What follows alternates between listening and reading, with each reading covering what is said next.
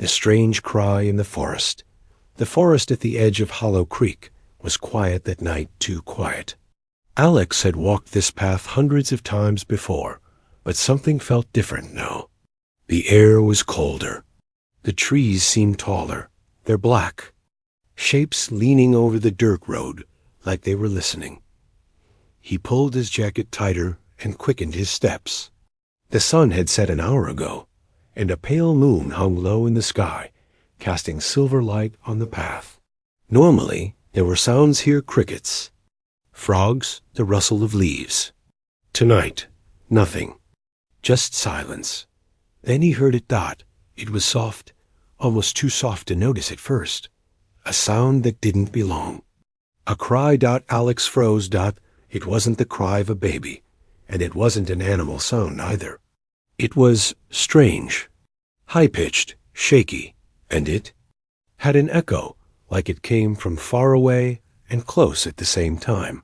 He turned his head, trying to find the direction.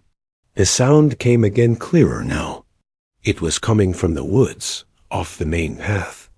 Alex hesitated. The smart thing to do would be to keep walking, get home, and lock the door. But something inside him wouldn't let him ignore it. He stepped off the road. The ground under his shoes changed from hard dirt to soft, wet leaves. Branches scratched at his arms as he pushed deeper into the trees. The sound came again, a little louder. Definitely a cry. Definitely scared. "Hello?" Alex called softly. His own voice sounded too loud in the quiet. "Anyone there?" No answer, just another soft cry, this time with a slight gasp in between, like whoever it was running out of breath. He walked faster, brushing away low branches. The deeper he went, the darker it became. Moonlight struggled to reach the forest floor. His heart was beating harder now, not from the walk, but from the strange feeling growing in his chest. Then the smell hit him. It was faint, like metal mixed with rain. Not unpleasant, but wrong. Like the smell didn't belong here, just like the cry didn't belong. The sound came again, closer now. Alex slowed down and crouched. The trees opened into a small clearing, and he saw something strange under a fallen tree. It was small. Child-sized. At first, Alex thought it was a kid wrapped in some kind of shiny blanket.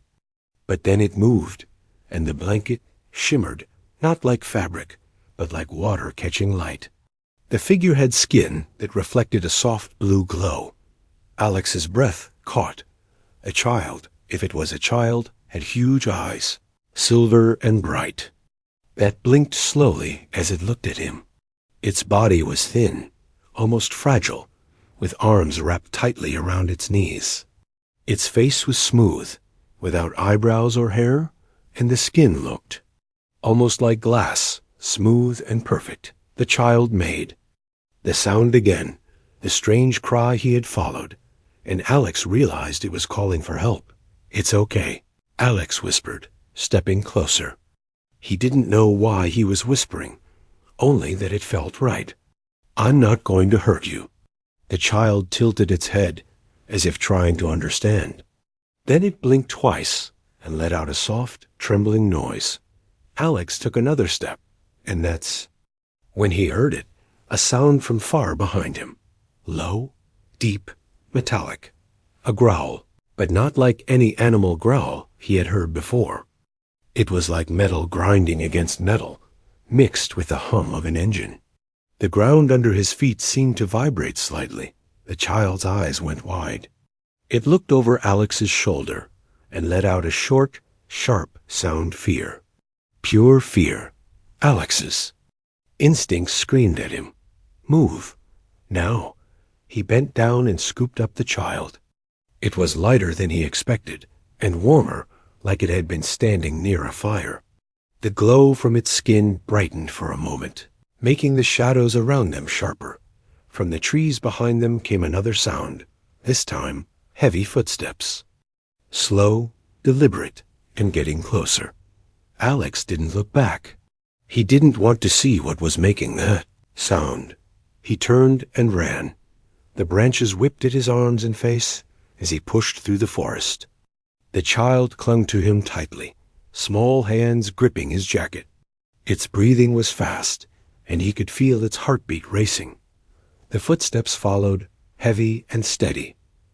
Not running, just hunting. Somewhere to the left, something large moved between the trees. Alex caught a glimpse, a shape darker than the night, tall and wide, with a faint glint of metal where its head should be. The growl came again, louder now.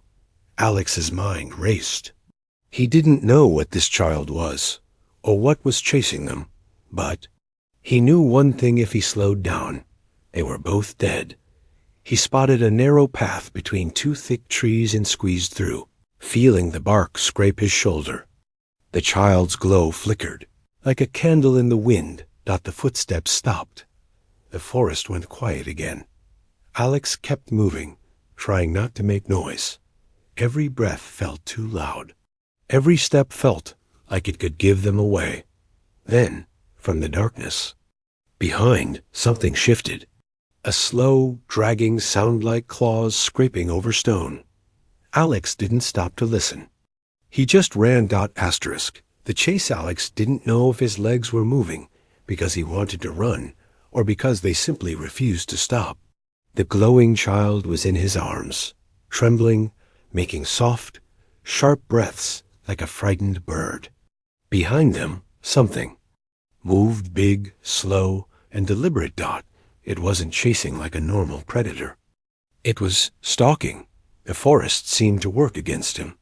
Roots caught his shoes, branches clawed his jacket, and the cold air bit at his face. The child kept looking over Alex's shoulder, eyes wide, as if it could see the thing that Alex was. Too afraid to look at Dot, then it came. A sound that didn't belong on Earth Deep, metallic and sharp all at once, like steel tearing in slow motion. And then footsteps. No, not footsteps. Impacts. Each one made the ground shiver. Alex cut through. A gap between thick trees, the glow from the child lighting the way. The glow was helpful, but it was also dangerous. It was like holding a lantern in the middle of a battlefield.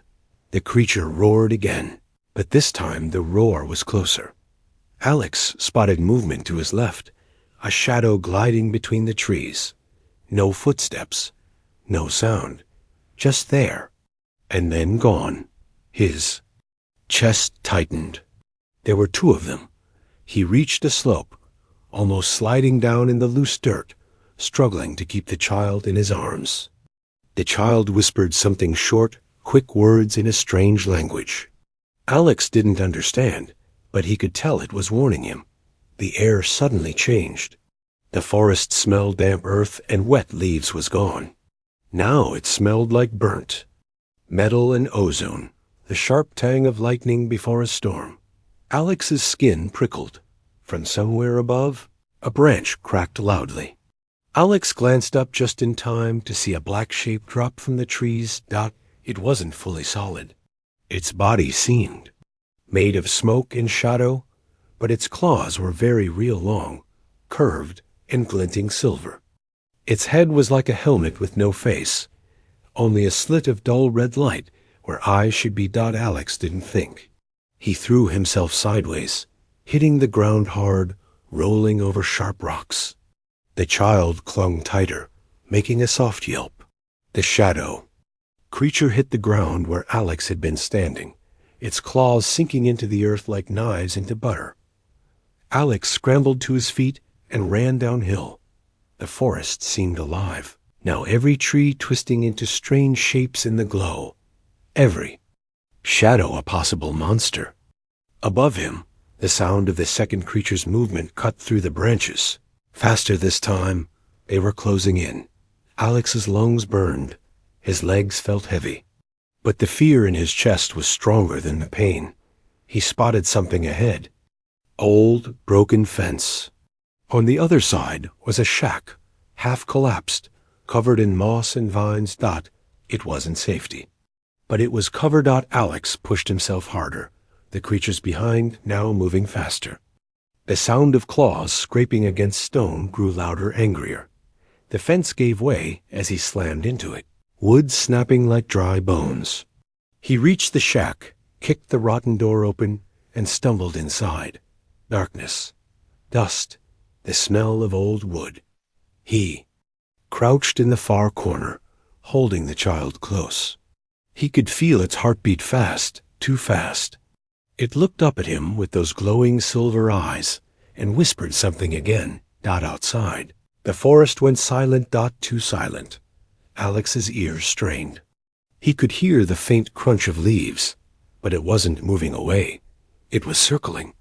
And then the sound stopped completely. No footsteps. No breathing. No movement. Alex didn't trust it. His whole body stayed tense, ready to run. Then, from above, the roof groaned. Dust fell from the wooden beams. A shadow passed over the small window. And in that split second, Alex knew the creature wasn't outside anymore. It was on the shack. Asterisk. A message from the stars. The roof above Alex creaked again. The weight of something heavy pressed down. Dust fell like slow snow, landing on the alien child's glowing head. Alex didn't breathe. A sharp sound broke the silence. A metallic scrape right above him. Then another. The sound of claws dragging across old wood. The child pressed its small hands against Alex's chest and whispered something. Not fear this time. Urgent. Demanding. And then a flash. Not from outside. From the child. The world around Alex dissolved. For a heartbeat, the walls of the shack vanished, and he was floating, no ground, no roof, just black space filled with stars. The stars moved like they were alive. They twisted into shapes, tall silver towers, glowing streets, vast ships gliding through a violet sky. Then a figure. A woman tall, graceful with the same glowing silver eyes as the child. Her skin shimmered faintly, like starlight. She spoke, but not with her mouth. The words bloomed inside Alex's head. Help him. He is my son. He is lost. Asterisk, the stars flickered, replaced by a shape the creature. Only now, Alex saw it clearly. It wasn't just a hunter. It was a weapon. A predator made from something worse than flesh, a mix of shadow and machine. Its body pulsed with faint red light, its claws gleaming like blades. And behind it, far, worse, something bigger, hidden in the darkness, as if the monster was only a scout. They hunt our kind. They will hunt you too. Her voice sharpened. Do not let the light fade. The vision shattered. Alex was back in the shack, his back pressed to the wall, the child's hands still glowing faintly against his chest. Outside, silence. No footsteps. No scraping. No sound. It was worse than noise. Alex slowly peered out through the cracked boards. The forest looked the same as before, but the shadows had moved. One of them shifted again, taller now, stretching up into the trees. And then, without warning, a faint red slit appeared in the darkness. The creature was standing still, watching. Alex's blood went cold. The child made a small, sharp sound and pulled away from him, crawling toward the shack's broken doorway. Wait, no. Alex hissed, grabbing its arm. But the child turned, its silver eyes brighter than before, and spoke one clear word in perfect English. Run. The sound of claws hit the ground outside, fast, heavy, and angry. Alex didn't think. He grabbed the child and burst out of the shack into the cold night air. The trees blurred as he ran. Behind him, the ground shook again, and the metallic growl rose longer this time, almost like laughter. Somewhere far above, the stars seemed brighter than before. But Alex didn't notice. All he knew was that whatever the child had shown him, those ships, that alien city, it meant the danger chasing them wasn't just from this world, and it wasn't going to stop. Asterisk, into the night the forest was no longer. Silent Dot it breathed. Every rustle of leaves, every crack of a branch, felt alive watching them, waiting for the moment Alex would stumble. The child's glow was dim now, but it pulsed like a heartbeat, or a countdown. Alex's boots sank into the wet ground as he ran downhill. A metallic growl echoed again, but this time it was answered Dot from somewhere deeper in the forest. Another roar answered back. A second hunter. Alex's mind raced. The vision from the shack, the towering cities, the mother's voice hadn't been a dream. It was a warning. And now, the warning was coming true faster than he could process. "Hang on," Alex muttered, tightening his grip on the child. His voice sounded small, swallowed by the night Dot up ahead. The trees thinned slightly. A faint silver light filtered through. Not moonlight, but something stranger, shifting and flickering like water. Dot the child lifted its head, eyes wide, and whispered a word Alex didn't understand. Then it pointed toward the light. Alex changed direction. The closer they got, the colder the air became, not the normal chill of night, but the biting cold of deep space. His breath came out in pale clouds, even though it was late spring. Then, without warning, the ground trembled. Not from footsteps this time. From above. Alex glanced up and froze mid-step. High in the treetops. Shapes moved, not birds, not clouds. Long, thin figures clung to the branches like spiders, their limbs jointed wrong, their eyes tiny white dots. They were watching him. Watching. The child. One of them twitched its head. The sound was like cracking ice. The child buried its face in Alex's jacket. Its small hands shook. That's when the first hunter appeared again, sliding out from the shadows ahead of them, blocking the path to the silver light. Its body rippled like smoke, but its claws were solid and dripping something that hissed. When it hit the ground. It tilted its head, as if measuring Alex. The second hunter's growl came from behind. Alex turned slowly. The two hunters now had him in a trap. His chest tightened, but the child suddenly wriggled free of his arms, stepping forward. Its glow flared, brighter than before, painting the hunters in sharp light. They didn't like it. Both hunters hissed a horrible metallic noise, shadows around them, shrinking away from the glow. Then the child's voice filled Alex's mind, not with words, but with images. A map of the forest, a glowing line leading to a ridge beyond the silver light. At the end of that ridge, the mother's ship. Alex understood. He only had to reach it. But the hunters weren't going to let him. The one ahead lunged first. Alex grabbed a fallen branch and swung with every ounce of strength he had. The branch shattered, but the blow bought him a second, just enough to grab the child and sprint toward the light.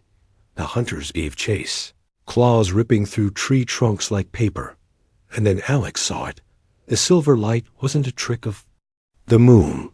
It was a tear in the air itself, a swirling crack in reality, and through it he could see the alien sky from his vision, the violet clouds. The twin suns, the promise of safety. But between him and that tear, the ground shifted. The soil cracked open in a jagged line, glowing faintly red. Something was coming out, and Alex realized with a sick twist in his gut. The hunters weren't the worst thing in the forest. Tonight. The encounter of the ground split wider with a sound, like the earth itself screaming. Alex stumbled back, clutching the child, as red light poured from the crack. The hunters froze. They didn't roar. They didn't chase. They backed away. That was wrong. If they were scared, then whatever was. Climbing out of that fissure was worse. A low, deep hum filled the forest, shaking the leaves. The air grew heavy, pressing against Alex's chest until it hurt to breathe. Then something rose from the crack. At first, it was just light-shifting shapes of molten red and black, impossible to focus on. But as it emerged, it solidified into something with a shape, Something that looked disturbingly alive. It had no face, only a ring of jagged metal plates spinning slowly where a head should be. In its center, a single sphere of burning white light pulsed, too bright to look at directly.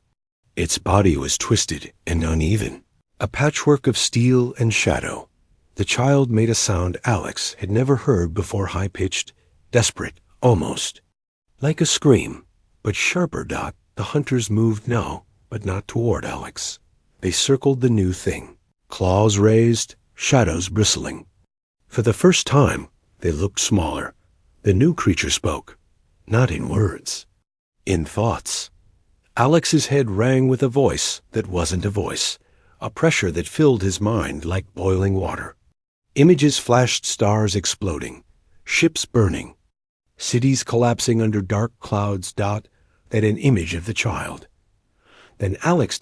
It wanted both. The hunters lunged, but the thing barely moved. Its spinning head plates flashed once, and a wave of red light rolled out, erasing the nearest hunters. Arm as if it had never existed. The shadow beast howled, stumbling back. Alex knew then this wasn't a predator. It was something worse. It was a collector. The child gripped Alex's arm, eyes glowing so bright now they hurt to look at.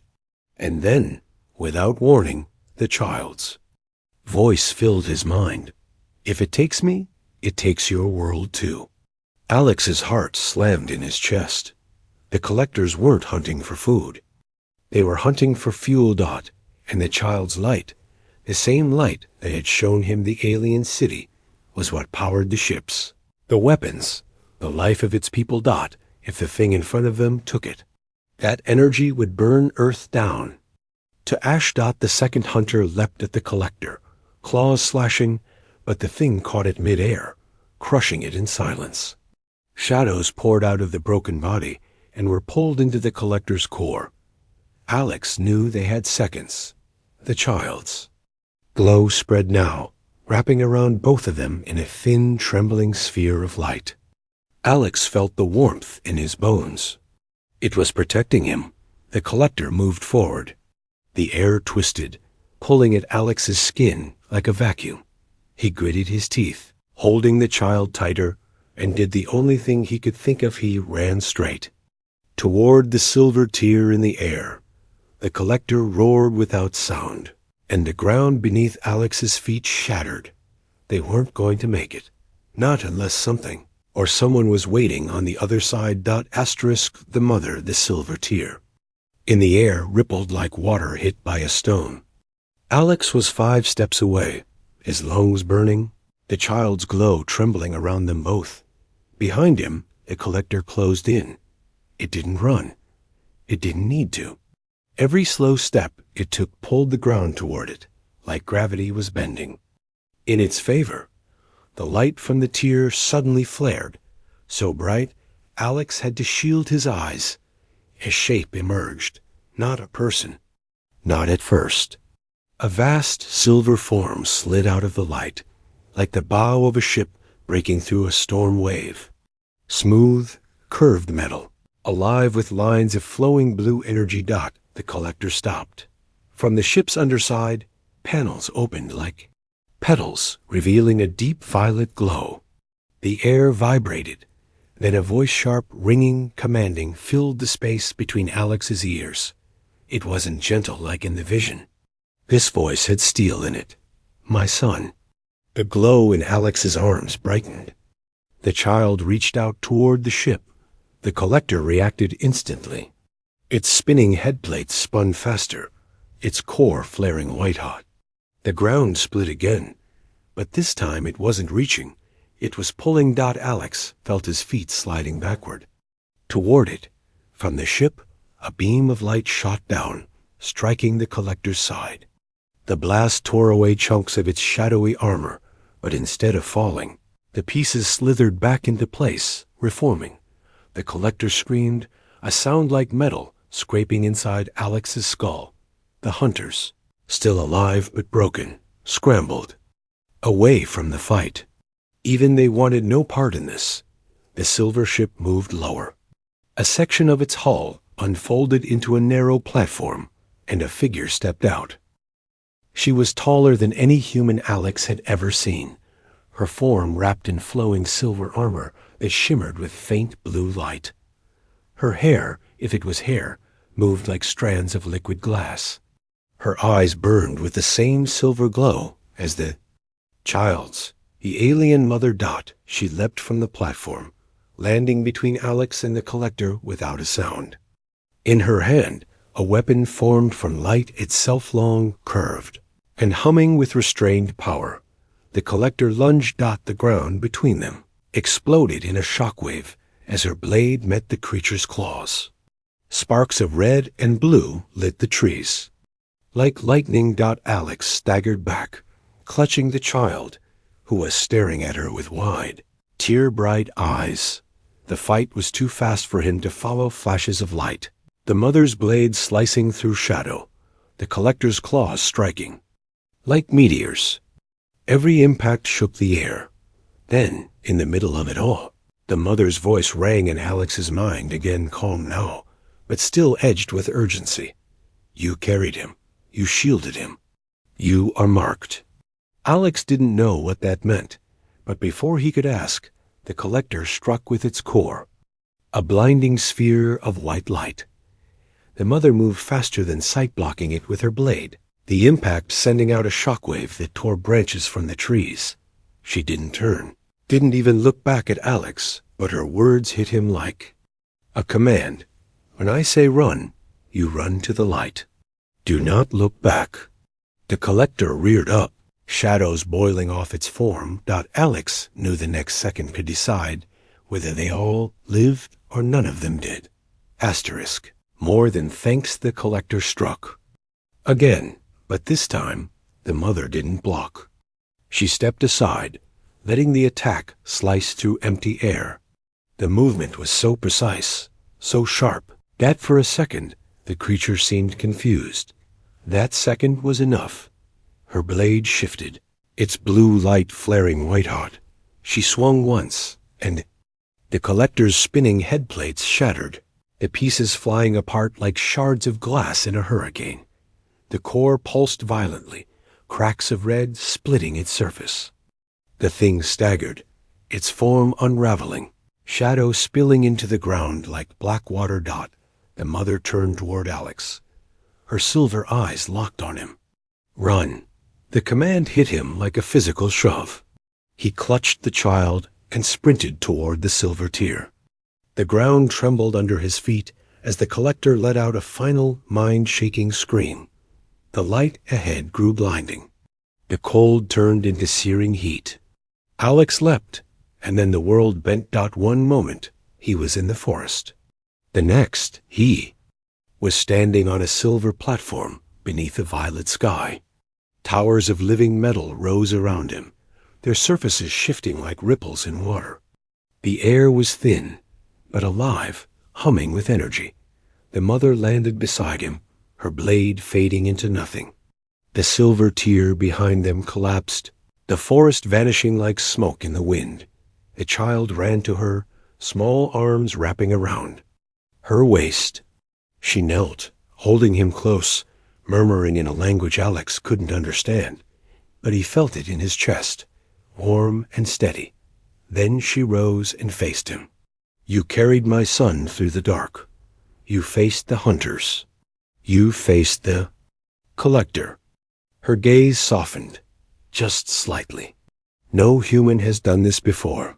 Alex opened his mouth to speak, but she stepped closer, placing her palm over his chest. Her touch burned not painfully, but like light sinking into his skin.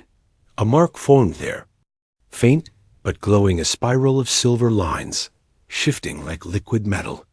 This is my thanks. And my warning, she said. Images poured into Alex's mind, fleets of silver ships, worlds burning under shadow, the collector's kind spreading like a plague. And then, Earth, his home under the same dark sky. They will come for you now, because you are marked. But you are not alone. When the shadow falls, call my name. Her voice was steady, but there was something else beneath it. something she wasn't saying. The child looked up at Alex and smiled faintly. A mix of relief and sadness. The mother touched a panel on her wrist, and the platform began to fade. The violet sky dimmed, replaced by the dark forest once more. Alex was back. Alone. The silver tear was gone. The trees were still. The night was quiet.